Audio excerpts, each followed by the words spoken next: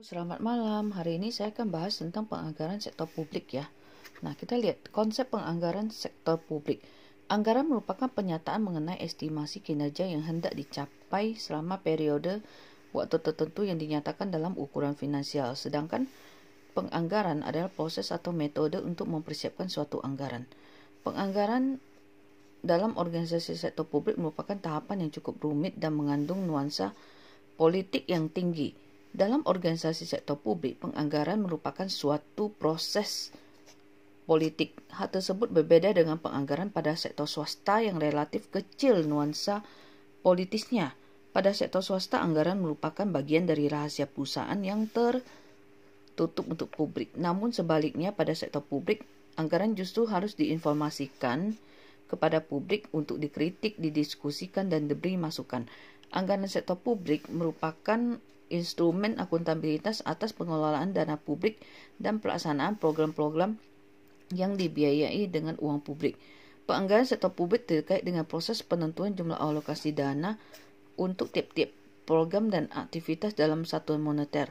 Proses penganggaran organisasi sektor publik dimulai ketika perumusan strategi dari perencanaan strategik telah selesai dilakukan. Anggaran merupakan artikulasi dari hasil perumusan strategi dan perencanaan strategik yang telah dibuat. Penganggaran menjadi sangat penting karena anggaran yang tidak efektif dan tidak berorientasi pada kinerja akan dapat menggagalkan perencanaan yang sudah disusun. Anggaran merupakan managerial plan for action untuk memfasilitasi tercapainya tujuan organisasi. Aspek-aspek yang harus tercakup dalam anggaran sektor publik meliputi aspek perencanaan, aspek pengendalian, dan aspek akuntabilitas publik. Penganggaran sektor publik harus diawasi mulai dari tahap perencanaan, pelaksanaan, dan pelaporan. Proses penganggaran akan lebih efektif jika diawasi oleh lembaga pengawas khusus yang bertanggung jawab mengontrol proses perencanaan dan pengendalian anggarannya. Oke. Kemudian kita lihat pengertian anggaran sektor publik. Anggaran publik berisi rencana kegiatan yang direpresentasikan dalam bentuk rencana perolehan pendapatan dan belanja dalam satuan moneter. Secara singkat dapat dinyatakan bahwa anggaran publik merupakan suatu rencana finansial yang memuat satu berapa biaya atas rencana-rencana yang sudah dibuat. Jadi rencana-rencana kita berapa sih biayanya gitu. Kemudian kedua, berapa banyak dan bagaimana caranya memperoleh uang untuk mendanai rencana tersebut, ya. Yang C, pentingnya anggaran sektor publik. Nah, kita lihat ya. Anggaran sektor publik dibuat untuk membantu menentukan tingkat kebutuhan masyarakat seperti listrik, air bersih, kualitas kesehatan, pendidikan, dan sebagainya agar terjamin secara layak. Tingkat kesejahteraan masyarakat dipengaruhi oleh keputusan yang diambil oleh pemerintah melalui anggaran yang sudah dibuat. Ya, kita lihat lagi. Anggaran merupakan blueprint keberadaan sebuah negara dan merupakan arahan di masa yang akan datang. Anggaran dan kebijakan fiskal pemerintah. Kebijakan fiskal adalah usaha yang dilakukan pemerintah untuk mempengaruhi keadaan ekonomi melalui sistem pengeluaran atau sistem perpajakan untuk mencapai tujuan tertentu. Alat utama kebijakan fiskal adalah anggaran. Anggaran merupakan alat ekonomi terpenting yang dimiliki pemerintah untuk mengarahkan perkembangan sosial dan ekonomi, menjamin kesinambungan, dan meningkatkan kualitas hidup masyarakat. Anggaran sektor publik harus dapat memenuhi kriteria, merefleksikan perubahan prioritas kebutuhan dan keinginan masyarakat, menentukan penerimaan dan pengeluaran departemen pemerintah, pemerintah provinsi, dan pemerintah daerah.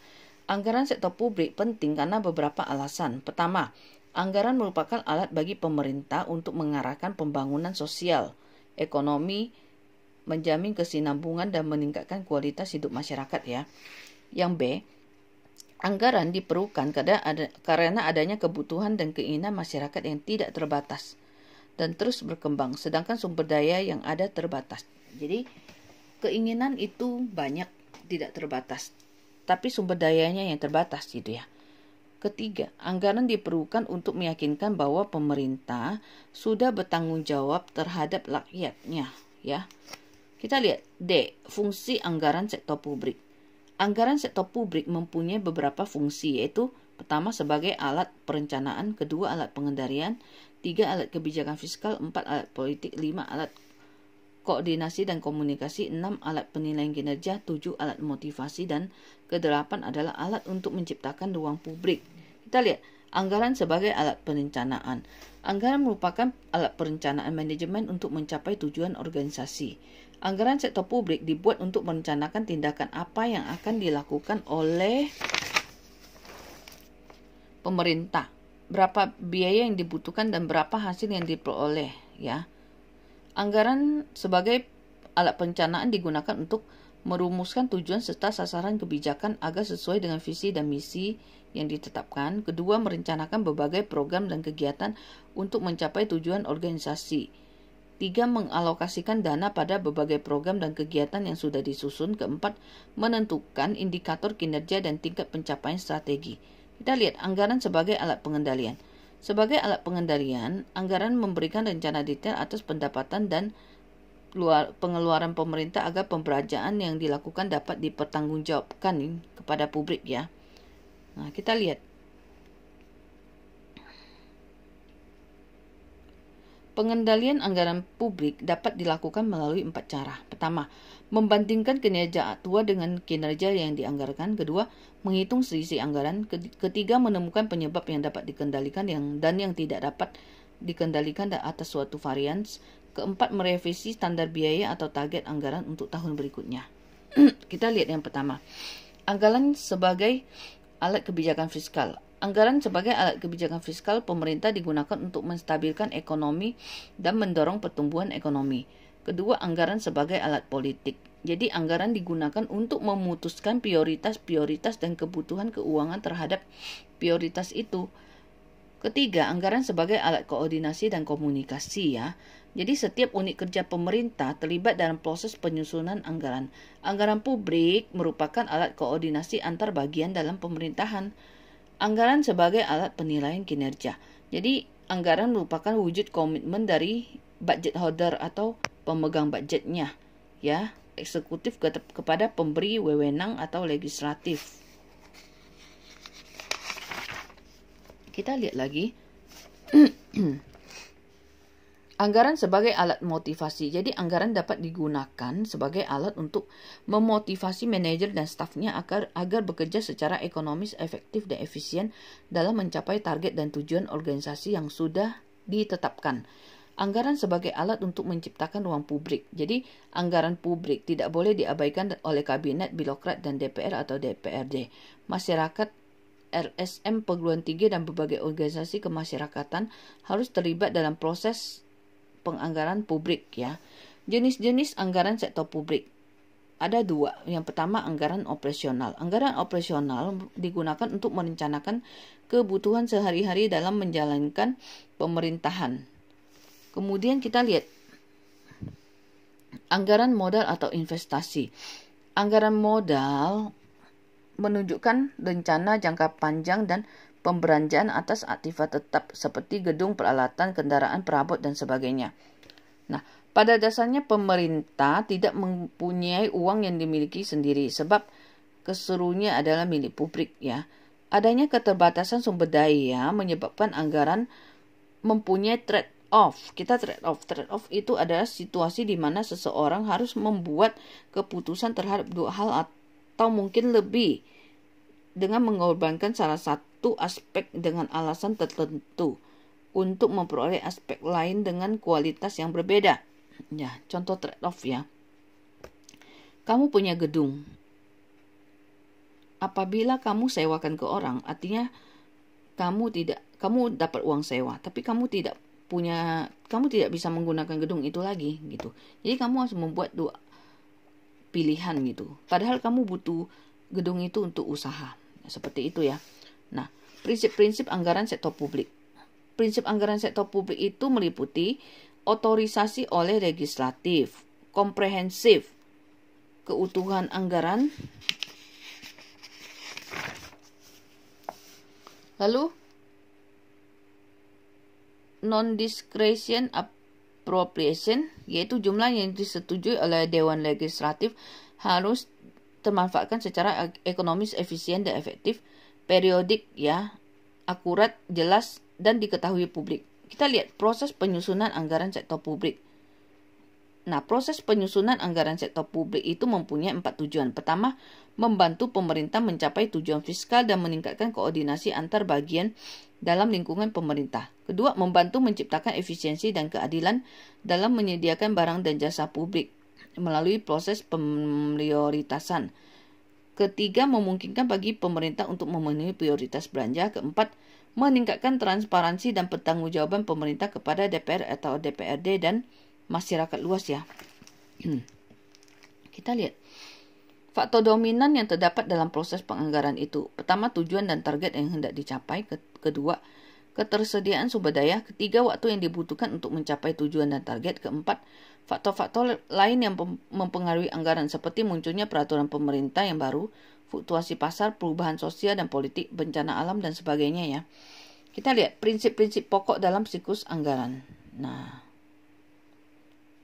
kita lihat dulu ya.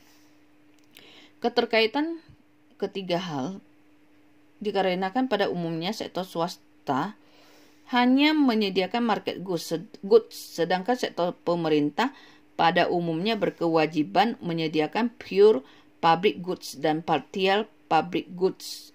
Pertimbangan pertama dan kedua umumnya hanya dapat dilakukan pemerintah pusat, sedangkan pertimbangan ketiga dapat dilakukan oleh pemerintah daerah ya. Kita lihat. Siklus anggaran itu ada 4 tahap. Pertama, tahap persiapan anggaran. Kedua, ratifikasi, kemudian tahap implementasi dan tahap pelaporan dan evaluasi. Tahap persiapan anggaran ya. Pada tahap persiapan anggaran dilakukan taksiran pengeluaran atas dasar taksiran pendapatan yang tersedia. Kemudian tahap ratifikasi anggaran. Tahap berikutnya adalah budget ratification. Tahap ini merupakan tahap yang melibatkan proses politik yang cukup rumit dan cukup berat ya. Pimpinan eksekutif dituntut untuk tidak hanya memiliki managerial skill namun juga harus punya political skill, salesmanship, dan coalition building yang memadai ya. Jadi maksudnya di sini pimpinan puncak itu bukan hanya memanage, tapi juga dia harus ada sedikit menguasai kemampuan berpolitik.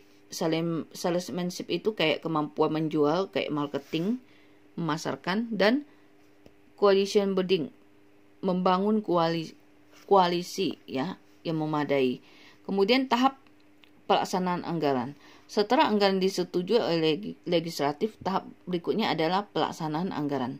Ya, dalam tahap pelaksanaan anggaran, hal terpenting yang diperhatikan oleh manajer adalah dimilikinya sistem akuntansi dan sistem pengendalian manajemen ya. Kemudian tahap pelaporan dan evaluasi anggaran. Tahap terakhir dari siklus anggaran adalah pelaporan dan evaluasi anggaran. Tahap persiapan, ratifikasi, dan implementasi anggaran terkait dengan aspek operasional anggaran. Sedangkan tahap pelaporan dan evaluasi terkait dengan aspek akuntabilitasnya. Jika tahap implementasi telah didukung dengan sistem akuntansi dan sistem pengendalian manajemen yang baik, maka diharapkan tahap budget reporting and evaluation tidak akan menemui banyak masalah ya. Ada pertanyaan di halaman 73 itu ada 5 pertanyaan. Bisa coba kamu kerjakan ya untuk menguji pemahaman kamu di bab 4 ya. Oke, sekian dulu penjelasan dari saya. Terima kasih. Selamat malam.